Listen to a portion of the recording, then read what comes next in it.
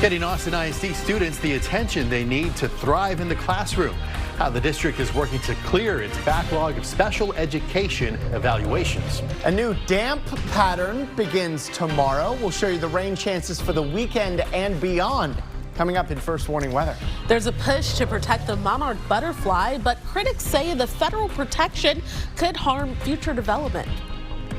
Well, facing a list of demands from the state, Austin ISD gave an update on the way it serves its special education students. And the Texas Education Agency is making sure the district meets the needs of these students. KXAN's Barrett Tryon explains what's next for the district. Getting 13,000 students the tailored education they might need. Austin ISD Thursday evening revealing the updates about what's being done to help those with special needs.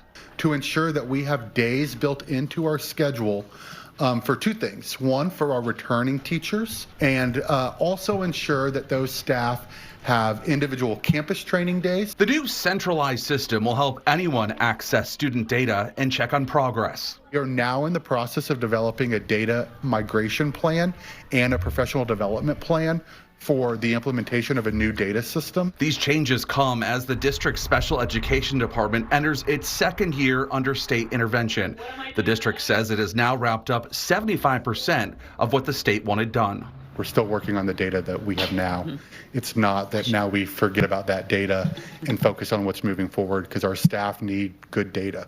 Earlier this year, the district said it has cleared a backlog of students who are waiting longer than what the state and federal law allows for evaluations of special needs students. Getting updates on a weekly basis and ensuring that if there are any impediments, I clear them. But it is going to be a big lift. The board has until next October to meet the goals set by the state. In Austin, Barrett Tryon, KXAN News.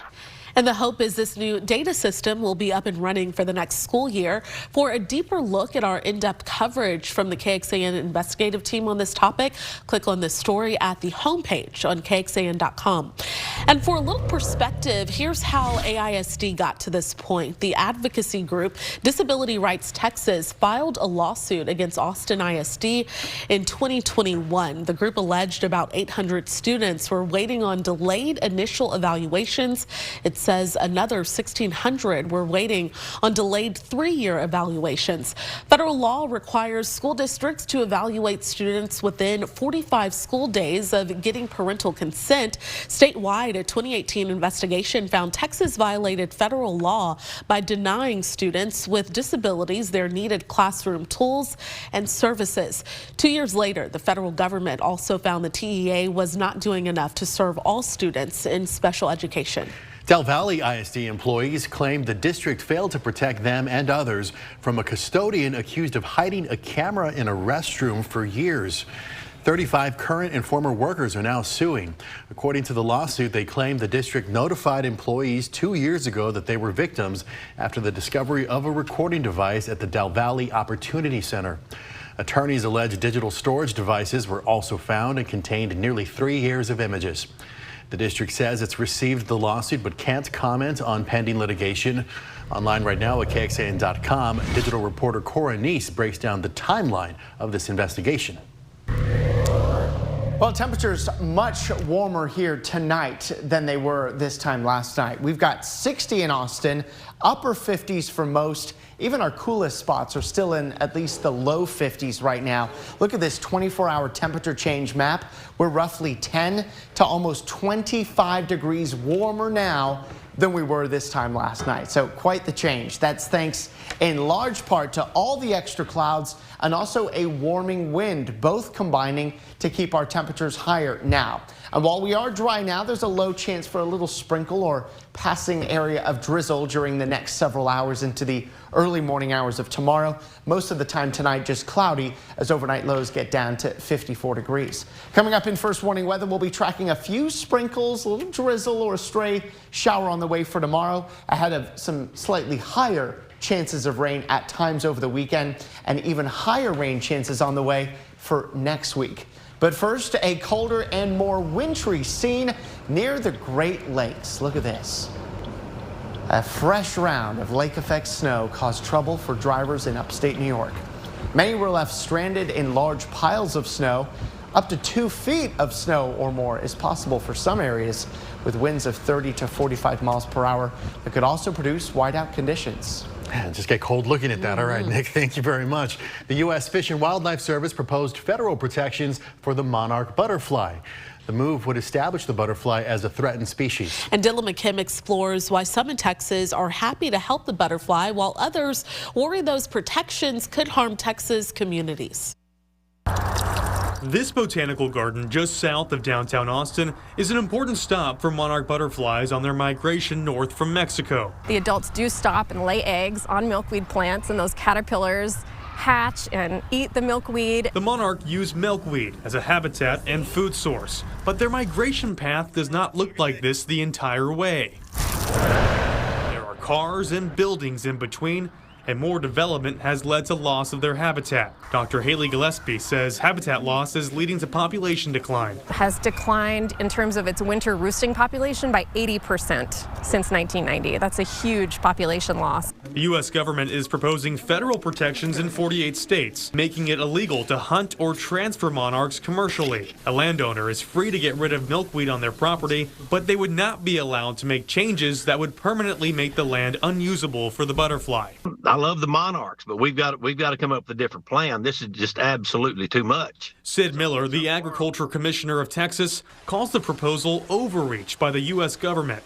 He worries these protections will prevent any development for farms, airports, football stadiums, and much more.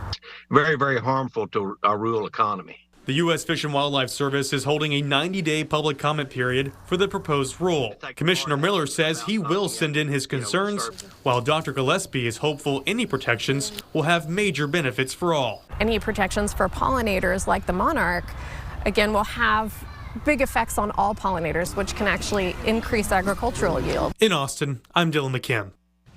And the proposal would also create designated critical habitats for monarchs. All of that land is located in California and would not impact Texas. The proposal does have exceptions for incidental kills, like hitting a butterfly with your car. After a series of close calls in the sky and on runways across the country, including Austin, senators in Washington held a hearing on the concern. Some say it's time to take another look at air travel infrastructure. A recent report from the Government Accountability Office found more than a third of the country's air traffic control systems are outdated.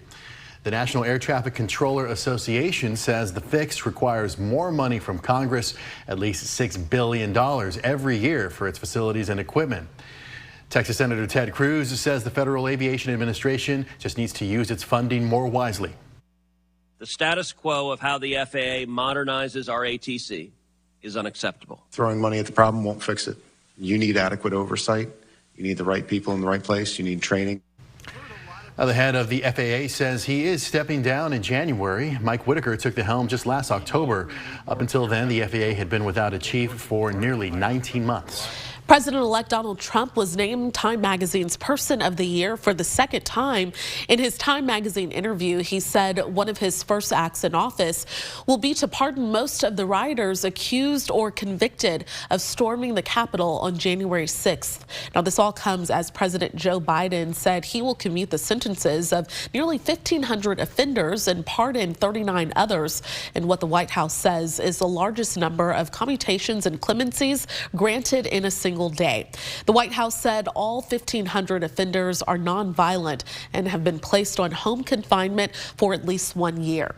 The 39 pardoned individuals were all convicted of nonviolent crimes.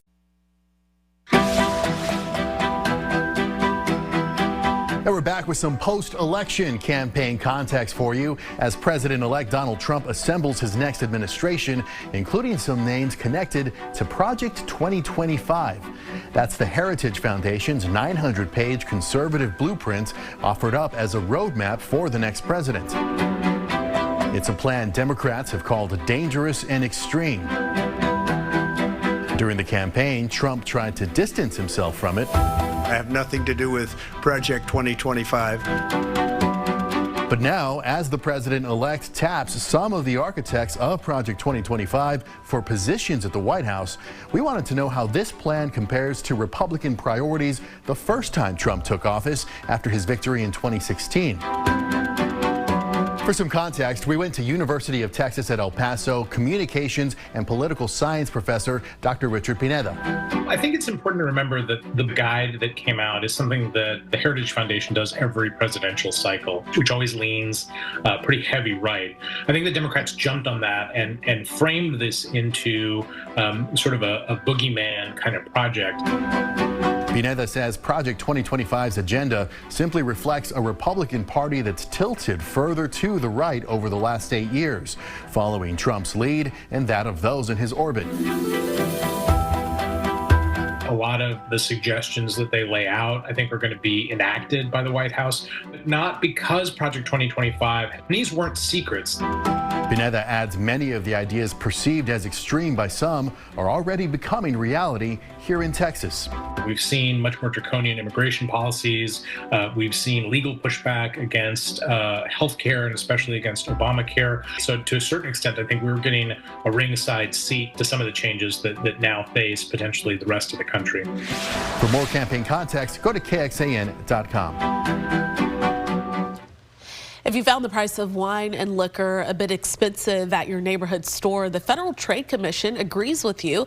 In a newly filed lawsuit, the agency claims one of the top U.S. liquor distributors favored big chains like Costco or Total Wine at the expense of the smaller ones. The FTC is now suing Southern Glazer's Wine and Spirits and claims the distributor deprived smaller businesses of discounts and rebates, making it hard for owners to compete with national chains.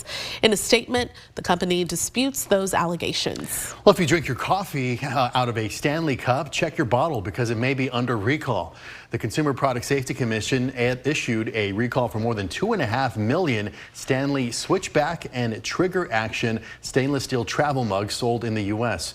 The commission says a part of the lid could shrink when exposed to heat, and then the lid could detach, posing a risk of burn injuries. The commission says 38 people have been hurt. If you have one of these, just go ahead and stop using it and contact Stanley for a replacement lid. Some good news if you plan to take a cruise to Mexico in the first 6 months of 2025. The Mexican government has decided to postpone charging passengers a $42 fee. Our partners over at Border Report say the fee was pushed back to July 1st after cruise ship companies complained. They worried that it would keep people from voyaging to Mexico. You can catch up on the headlines and in-depth border coverage over at borderreport.com. Well, there's going to be a new option for Texas drivers who want to add a bit of personality to their license plate. Next year, you can buy this custom designed plate featuring Big Tex, the State Fair of Texas icon. It also showcases his signature, howdy folks, on that plate. And the Texas Department of Motor Vehicles approved the specialty plate. Those proceeds will benefit Texas students through the Big Tex scholarship program. All right, let's bring in Nick because a little bit warmer, actually, yeah, pretty a lot warmer than it was last night. Yeah, in some places more than 25 degrees warmer than this time last night. So no more freezes for at least the next 6 or 7 days. We're still at 60 now in Austin. Typical highs this time of year, highs at 64, so we're barely under that. You can see all of Texas is noticeably warmer than this time yesterday. Amarillo at 46 was near freezing already this time last night. Here's where temperatures go, down to 54 tomorrow morning. Of course, this morning we got to 34 in Austin, so 20 degrees warmer to start your day. No need to bundle the kids up here tomorrow morning, or yourself for that matter. We'll head for 69 in the afternoon, a full 5 degrees above normal for this time of year. Normal is 64. We get warmer on Saturday to 76. Then we head for 78 on Sunday.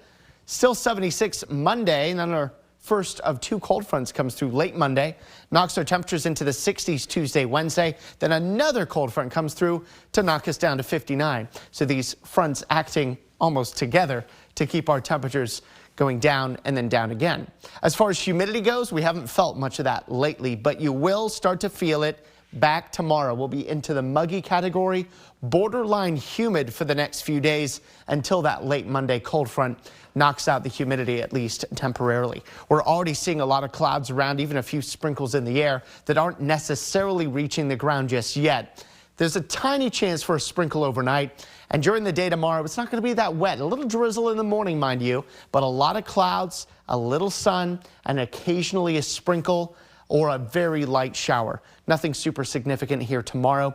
Our slim rain chances continue into Friday night. Higher rain chances start to kick in Saturday, but still we're just looking at scattered, mostly light showers and drizzle in the morning. As we get into the afternoon, the sun tries to break through the clouds. That may introduce a thunderstorm chance, but still mostly it's light rain showers. Then we go into Saturday evening, still a chance for a shower. Sunday starts dry with a lot of clouds. Then as we get some sun in the afternoon, that may spark off a stray shower in the afternoon and early evening, but still Sunday's looking drier than Saturday. How much rain are we looking at Friday? Very little. Remember, you can get the drizzle without it being measurable, and then we're looking at perhaps 1/100th, 2/100ths of an inch of rain here Friday. A little bit more in the way of wet weather on Saturday, but still most areas less than 1/10 of an inch unless you're in a thunderstorm like in our eastern counties where we may see some localized higher amounts. So rain chances Friday, 20%, Saturday 40%, then they're back down to 20% on Sunday, but more sunshine as well should push us to 78. The wettest day by far of the next week is Monday. Fairly widespread rain comes ahead of a cold front. Scattered showers and thunderstorms on Monday. We dry out for the most part Tuesday. Another round of rain ahead of a cold front Wednesday. And then we dry out again as we head into Thursday. So up and down rain chances over the next week. You can see, though, those highest rain chances reserved for Monday especially. How much rain over the next week? 1/4 inch to an inch for most of us. Northeast of Austin, parts of Milam and Lee County, 1 to 2 inches. And then 1/4 inch or less for most of the hill country over the next 7 days. And while this rain will be fairly spread out, I do think we'll get most of it on Monday. So those drier days Tuesday and Thursday, only in the 50s by Thursday. This is KXAN Sports, brought to you by Thomas J. Henry. Hi, good evening. Remember this scene, final home game for Texas, Michael Taft, Andrew Makuba, those T-shirts lobbying for their guy, Jahdae Barron, to win the prestigious Thorpe Award for the top DB, the 5-1-2 guys in the secondary. Well, tonight, College Awards Show, 1 of 3 finalists, and yes, Jahdae Barron, the pride of Conley High School, is the Longhorns' 3rd ever Jim Thorpe Award winner, joining Michael Huff, who he changed jerseys to number 7 to honor, and Aaron Ross. And look, the 2 guys behind him, Makuba and Taft, and what a decision it was for Jahdae Barron to come back, and what a season he has had with his fellow Austin DBs. I'm sitting here with Michael Taft and Andrew Makuba. These guys, they helped me, and they allow myself to play fast. I trust them. They've been pushing me for 9, 10 years. So these are my guys. I love these guys to death. And I know this award, it has one name on it, but I wouldn't be here without these 2 guys. And then Kelvin Banks up for the Outland Trophy, top interior lineman in the country, offense or defense. Last night, he won the Lombardi Award in Houston, and tonight, Tavondre Sweat told him about it yesterday. Sweat won it last year. What a year it's for Banks. His mom had a serious health scare. He's battled some injuries lately, but he is the Outland Trophy winner. All the hard work me and my teammates have put in on the field, and Coach Sark says it best all the time. Team success brings individual success. So I really only could just thank the people who supported me and my teammates for always pushing me to be better for myself. Also says that ankle might be good to go. UT men back in action. Game 2 of 5 straight at home before opening SEC play tonight. Hosting New Mexico State. Jason Hooten is the head coach. He and Rodney Terry, close friends. He's from Killeen, coached at Sam Houston State. Longhorns look for a fast start after that UConn loss, and they got it.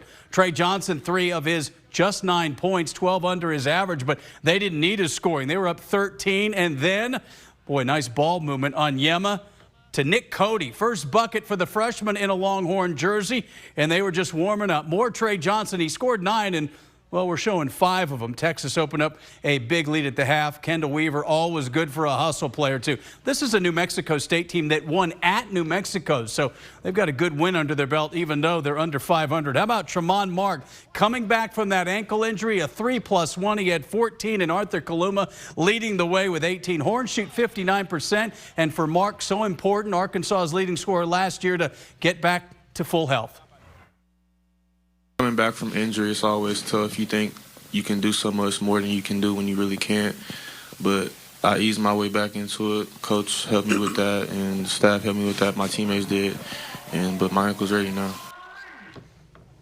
All right, Texas volleyball on the road for the Sweet 16 starting tomorrow in State College, Pennsylvania. Look at that, 19 straight Sweet 16s. Back-to-back national titles. Didn't win the SEC, had a little stumble during the regular season, but they've not lost a set in 2 NCAA tournament matches and figured they are at their best right now.